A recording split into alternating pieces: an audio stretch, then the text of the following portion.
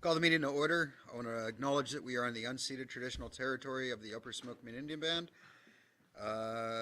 One addition to the agenda, 11.1, would be water restrictions. And with that, can I get a motion to accept the agenda? Councillor McLean, seconder. Councillor Willis, all in favor? Carried. Thank you. Adoption of the minutes from the April 4th, 2022 regular meeting of council. So moved. Councillor Elliott, seconder. Councillor Willis. Any questions, comments, errors?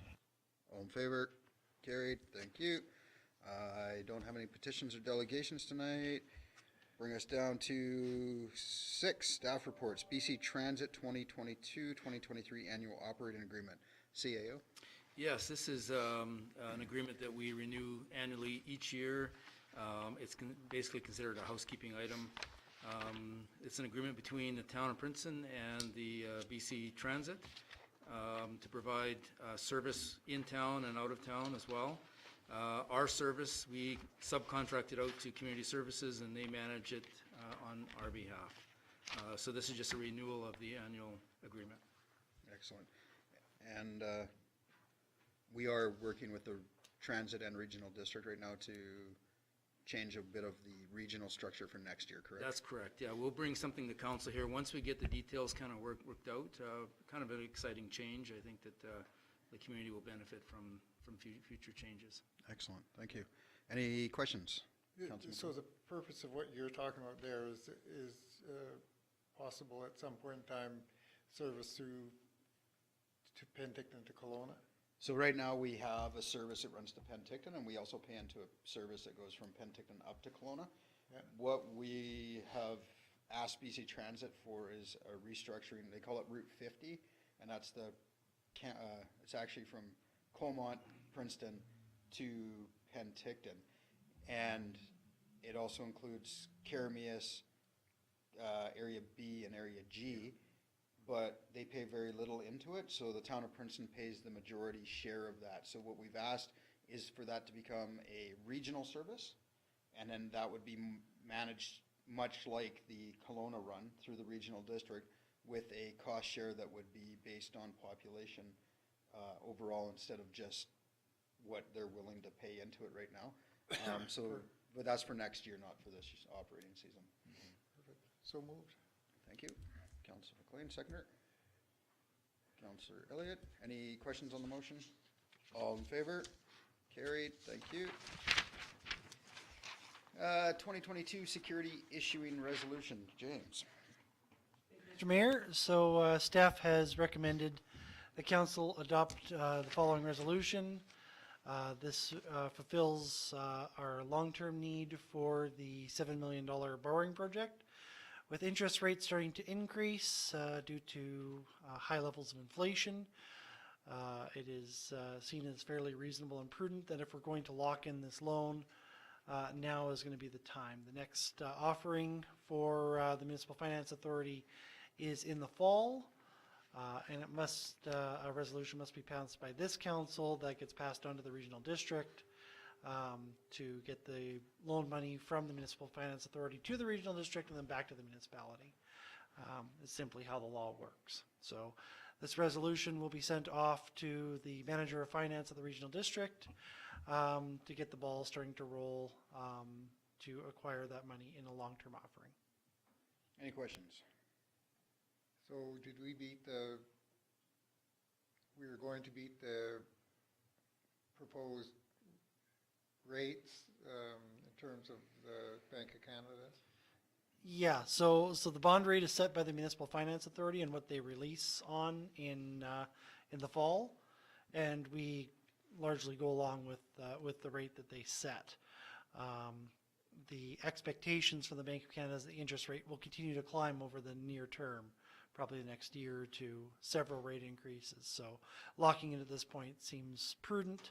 Plus, the money that we don't use out of this offering, we can always reinvest and make a higher rate of interest on a rising interest rate environment than we could leaving it until the interest rates are high and we end up paying all the money. Perfect. Okay. Any other questions? Thank you, Councillor Willis, seconder. Councillor McLean, any questions? All in favor? Carried. Thank you. 6.3, grant funding approval, CAO. I'm going to actually defer this one to Gary, if that's okay. This is Gary's report, and he did the application. So just for information, we received a grant for $500,000. It was from the Ministry of Forest, Lands, Natural Resources through the Economic Development. I was approached early in the year that there was an opportunity for that, so we filled that out in January. We got confirmation about 3 weeks ago that it was in. So that was earmarked for the industrial park expansion, $404,000, and then $96,000 for marketing, which is always good for us to have. So it's And that money has to be spent on those two things specifically? that's what was specifically put in for those two things. And this is part of the province's kind of economic recovery Yep, plan for flooding, correct? yep. Okay. Yep. Have we received it? Yeah, we have, yeah. Yeah, excellent. Yep. Any questions? There's no way any of this could be earmarked for lacrosse. None.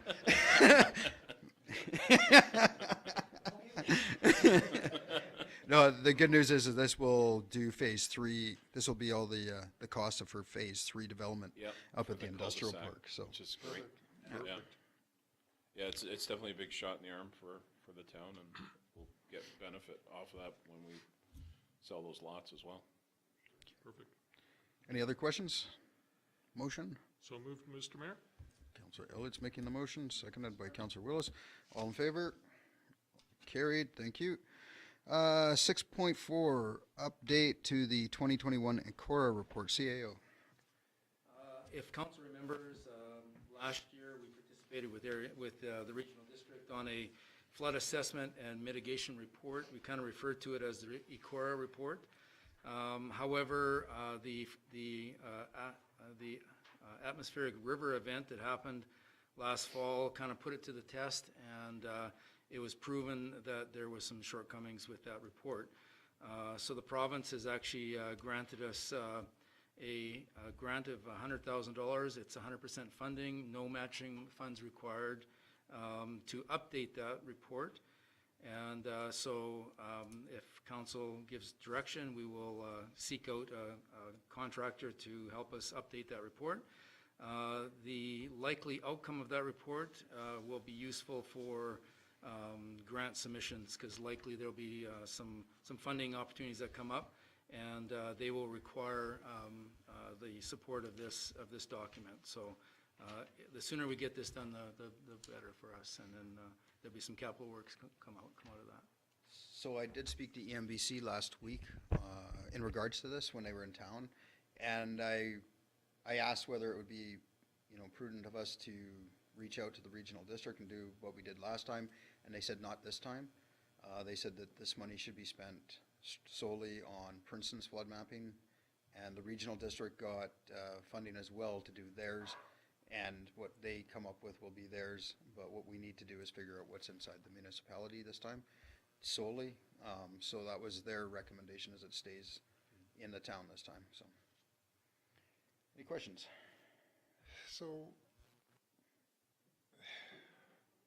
I'm presuming that this is going to map out for the future steps we need to take and be able to tell us what we did wrong in the past, or not wrong, what we didn't do enough of, or what we could have done more of in terms of. No, not necessarily. So the previous report would tell us what the flooding, where flooding would occur, how it would occur, what our dikes need to be at. Because of the changes in the river system since the flooding, everything we know as traditional knowledge on the river is no more. So we need to get a grasp on what the river looks like, what areas will be higher risk, what areas are lower risk, and what the long-term plan should be based on the changes in the river system. So that's what this is about. It's to be able to remap what the river looks like, and then make a plan based on what's actually happening in the river real time. We're really fortunate that not only us, but there's been a number of studies done on the river over the last 3 years, and that has given everybody a really good baseline on what was here before. So moving forward, we should be able to know what's changed, what hasn't changed, and everything. Where some river systems haven't been mapped in, probably a decade or more, we've had, I think, 3 studies done in the last 2.5, 3 years just on our section of the river. And the Upper, Lower, and the Colville Nation have also done a fish habitat study on the Smelcombe River watershed. So there's really good data out there as baseline, and this should help get us where we need to be in the future. So we can go and say, what do we need to do with this dike? Do we need to raise it? Do we need to move it? Do we need to do this? Do we need to do that? And that's where this study will come in. Because, I mean, you see the river now and the channel's moved, right? So we don't know, does it mean it's deeper in spots? Is it shallow in others? So that's really what this is for, is to give us that baseline so we can start planning again. I guess all I'm getting at is that we did studies in '95 and we built up the dikes and everything else, but we didn't do it, sufficiently. And all I'm saying is keeping that in mind in terms of as we're going ahead and working with mapping and everything else, is keeping in mind that we have to plan. I guess we have to plan even more than we did back in '95, sort of thing. Yeah, and we've already been in discussions with EMBC and DFA about that last week, about what we should be doing. We're looking at right now, what is it, a $30 million plan is what the engineers are stating as a dike plan right now before this report comes out. So that's based on old information. The new one could be more, it could be less, we're not sure. Thank you. Any other questions? Motion? Councillor McLean is making the motion. Seconder, Councillor Willis. Any other questions? All in favor? Carried. Thank you. Council reports. Councillor Willis. Oh, your battery died. Grab that one next. Yeah.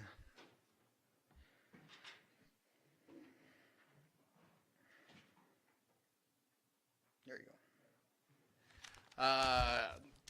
I guess since last meeting, I attended the mine dinner and the mine breakfast. I think we all of us did. It was good to see some new faces around there, and there's some sounds like some good things happening. So I think that's all encouraging, and that's my report for today. Thank you, Councillor McLean.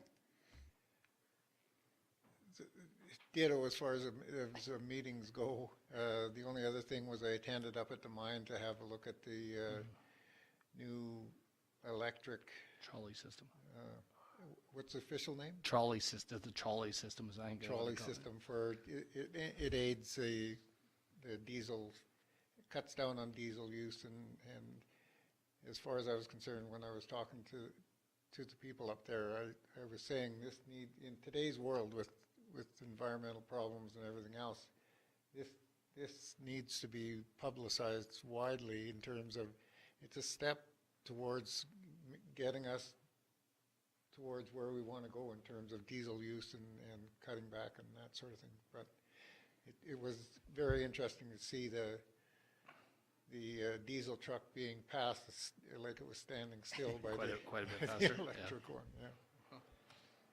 Yes, that's everything. Perfect. Thank you, Councillor Elliott. I also attended the breakfast that was hosted by I believe it was the Canadian Mining Association that actually hosted that, and I sat with a couple of members of the advisory board, volunteer advisory board from Ontario, and they raved about the facilities that they had experienced here in Princeton, the golf course in particular. I also attended on the 9th of April a hot dog barbecue hosted by the Baptist Church. That was a nice social event. Outdoors, it was quite nice. The 13th, I went to a museum meeting, and on the 15th, I attended the Vermilion Collective Art and Music presentation at the Copper Pit along with the mayor. And that's my report. Thank you. I'm just looking to see what's interesting. So I've been busy. I went Friday the 8th. I was up at Deerview neighborhood there, and they were recognized for being a fire smart community. I think they're the first one in our community. It's a pretty exciting thing. The 9th, I got invited down to Vancouver for a puck drop at the Vancouver Canuck game. And that gave me an opportunity to be in Vancouver for Monday morning, where I met with the Federal Minister Bill Blair and Minister Farnworth from the province, where we discussed flood, the response on flood. And there was about 30 of us there. We all had the same message, and that was funding needs to be faster, and the turnaround on everything needs to be faster. We also brought up the fact that the senior levels of government need to start trusting local level of government when we put in submissions and whatnot. We don't just put things in for the sake of putting them in. We're putting them in to try to do our jobs, and they have to approve all our submissions before we send them in, and they should trust that our submissions are what we got the quotes on. Then I went to Karamias. I was supposed to be meeting with a minister there, but they had to cancel. This morning, or this afternoon, I met with another conference call with the Minister Cullen, or the new Minister of Municipal Affairs. At that, they were talking more about EMBC and a new position with BC Wildfire, how it's going to be year-round. And it was a different format. It was just an open floor, so we got to ask lots of questions. So I brought up, one was Highway 3 between here and Hope going to get fixed up. They said they'd have to get back to me on that. Brought up fire mitigation works on Crown lands around the community, and a number of other issues around mitigation. So that was a good conversation. They had the right people in the phone call to give us the information, and I've forwarded that off to Ed and Lyle, so we can start looking at approvals and whatnot if we can address or find the right locations to address. And of course, last week we had the announcement of the 11.9 million from the province. That's above our DFA and our EAF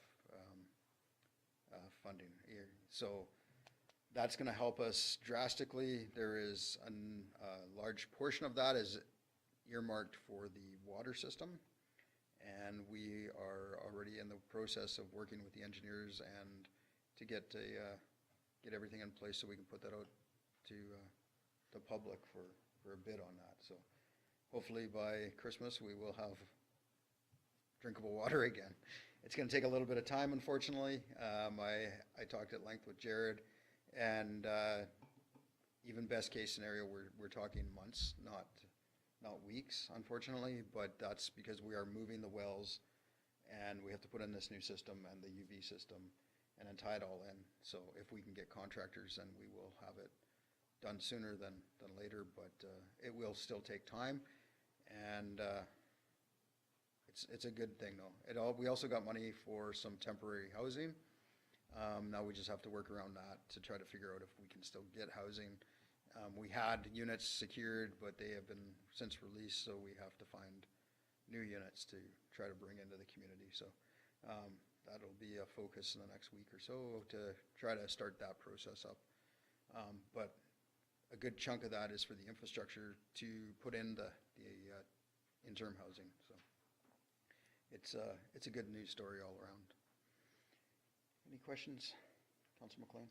Just wondered, I've been hearing things about Hope Princeton work schedule to be done on Hope Princeton. I wondered if you'd... I haven't heard anything. They're doing a little bit of work on a few spots down there, but it looks mostly like bridges, washout areas. The road surface itself is pretty rough if you've been down there recently. There's, especially from, it seems like Manning Park to Hope is worse than our end. So if you are going that way, just take your time. Yeah, don't speed. But yeah, so I am inquiring about that. I'm concerned about that for the upcoming tourism season. It will hamper our tourism efforts if people don't feel confident driving over the road. So I do have a Highway 3 meeting on Friday, and I'll be bringing that up as one of our primary things that we need to be pushing for right now is the surfacing to be redone on Highway 3, because you can't drive from here to Hope. There's no point in arguing about the rest of it.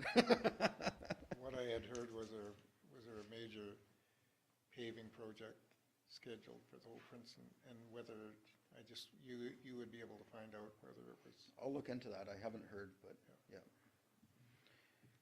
Okay. I think that's all for that one. Move on to correspondence receive and file. We have a letter from Kim and Todd Davidson. Just saying thank you. Anybody want to make the motion to receive and file? Councillor Elliott, seconded Councillor McLean. All in favor? Carried. Thank you. Number 9, correspondence action requested. We have a tribute to Myrna Coates and recommendation that council attend the tribute to Myrna Coates on Friday, May 13th, 2022 at the Princeton Legion Hall as available. Any comments? Somebody want to make a motion? Make that motion. Thank you, Councillor Willis. Seconded. Councillor McLean. Any comments on the motion? All in favor? Carried. Thank you. Takes us to number 10, 2022 tax rates bylaw. James. Mr. Mayor, so staff is proposing the tax rate bylaw for 2022 for first, second, and third readings at the council meeting tonight. The tax rates bylaw comes after the financial plan bylaw, so the financial plan bylaw was passed at the last meeting. So we introduced the rates for municipal taxation, which includes both general taxation and the solid waste component. Basically divides the tax rate into two so that taxpayers can see what the contribution is to the solid waste bylaw. In addition, as part of this bylaw, we have the funding for the Okanagan Regional Library System, which, according to the Libraries Act, is treated as general taxation. We also have the funding for the Regional District and the Okanagans and Milkameen Regional Hospital District, which we have received their requisition numbers, and those are subdivided according to the municipal tax regulation, the community charter, and the numbers are divided up accordingly. We have the numbers for the BC Assessment Authority and the Municipal Finance Authority as passed by their bylaws.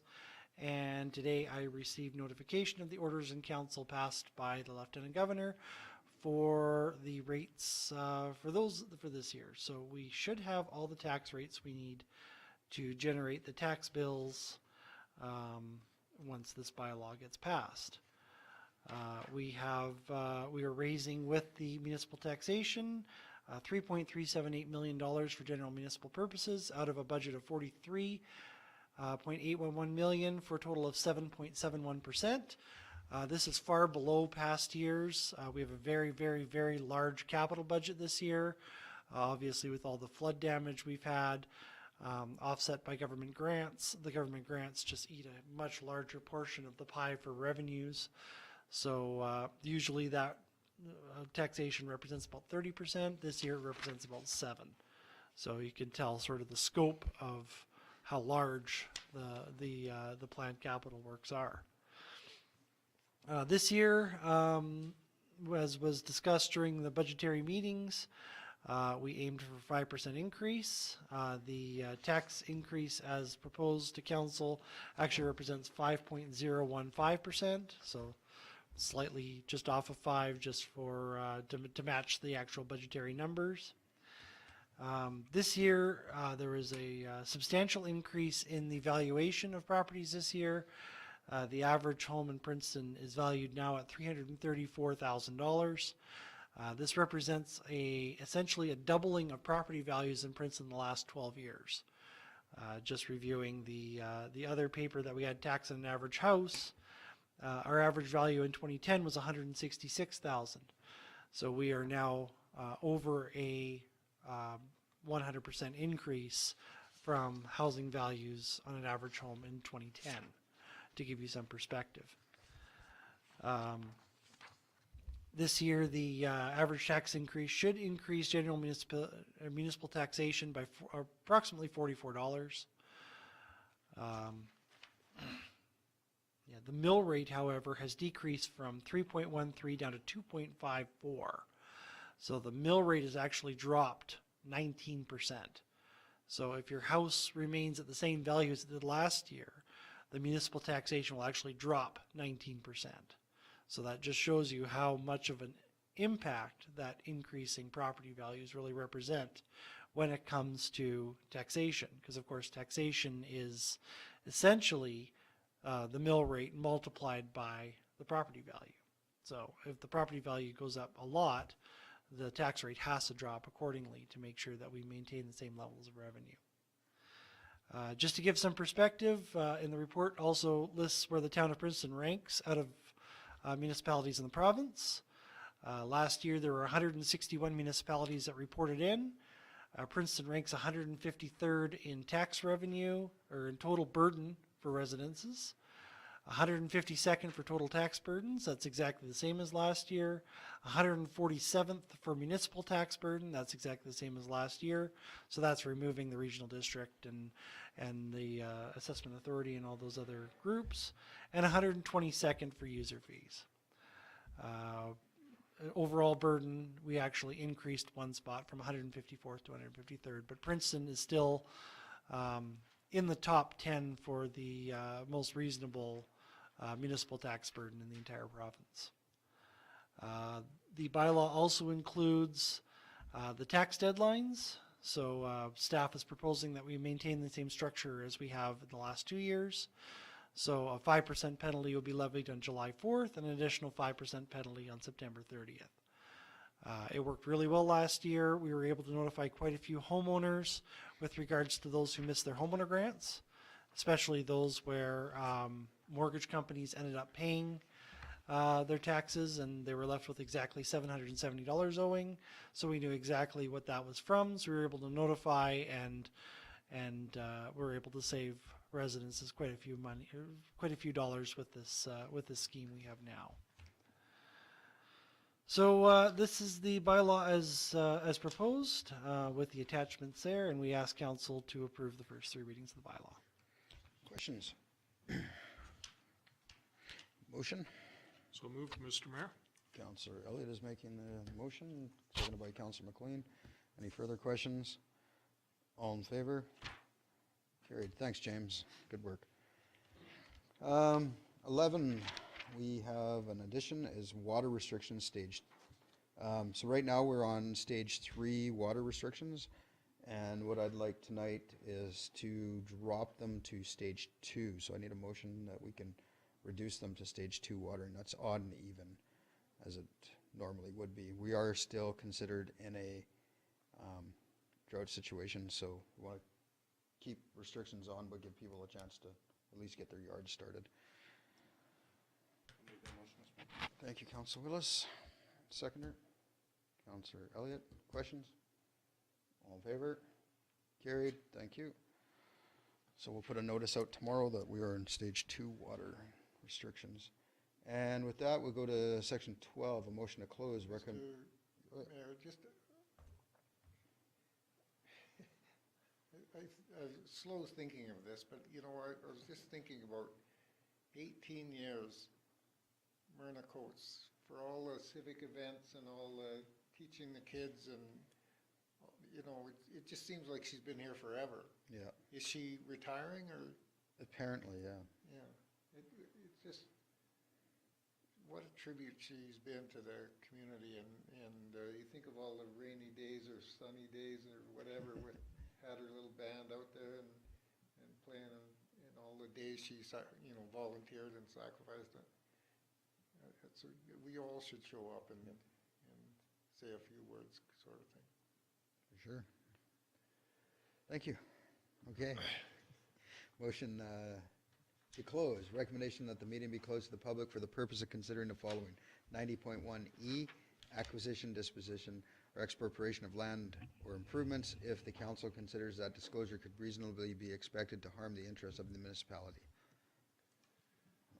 Saw a hand, it was Gary. Councillor McLean, seconder. Councillor Willis. All in favor? Trying to speed Carried, the thank meeting you. Gary's like, I got it. Thanks, guys.